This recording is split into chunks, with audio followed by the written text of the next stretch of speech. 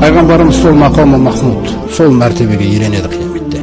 Жалғыз ғана құл сол мәртебеге иеленетін, және ол пайғамбар саллаллаху алейхи вассалам.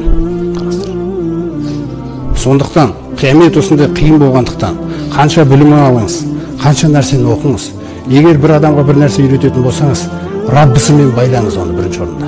Рахманмен байлаңыз. Өйткені соңғы сөз Рахман шешеді тағдырын. Екіншіден байлайсыз ба? Елшісімен байлаңыз. Елшісімен байланған адам құтылды. Ал өзіңнің ішіндегі бір мінездеріңмен, табиғаттарыңмен, ойларыңмен, пікірлеріңмен байлай берме. Сен түк түсе алмайсың қияметте. Бәріміз мұқтажбыз ертең анағына. Алла Тағала өз Құранда айтып отыр ғой. Ва хошағатил асуату лир-рахман.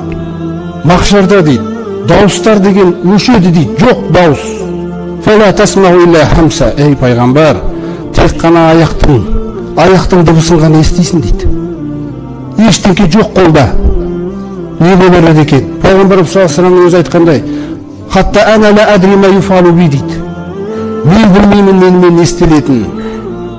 Қараңыздар, тақуа адамның сөзі қандай. Ал кімде-кім өмірі пайғамбармен байланбаса, қияметтен андай жағдаймен аяқталады дейді Алла Тағала. Ва яадду золиму аля ядейхи. Ол күні Алла Тағаланың елшісіне Құранға ермеген әркім, қараңыздар қандай мәселе. Мына екі саусақты тістейді дейді қолдарын. Соншалықты өзіне өзі қатты ренжіп, өзіне өзі қатты қапа болып, өзіне өзі қарғап жатқан кезде жамсалынан тістеп, уаяқулу дейді. Айтып жатады дейді. Я лейтани тахусту мағар расули сабила.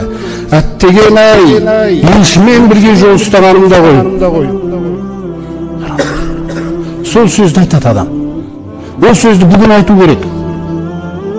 Мен не істеп жүрмін деп. Елшінің жолы ғана аман жол. Сол ғана Алланың разылығын алып барады. Бүкіл жәннатыңа дейін шешіп береді пайғамбар саллаллаху алейхи вассалам. Алла Тағала рұқсат етеді оған. Қаншалаған адамдар болады қияметте, жақсылығы мен жамандығы бірдей болып қалған. Пайғамбарымыз саллаллаху алейхи вассаламға қарайды, бұл соны шешіп жәннатқа кіргізеді. Қараңыз қандай мәселе. Біреулерге бір дәрежелер керек, амалдары бар. Не бір дәрежелерді ұтып береді жәннаттарда пайғамбар саллаллаху алейхи вассалам.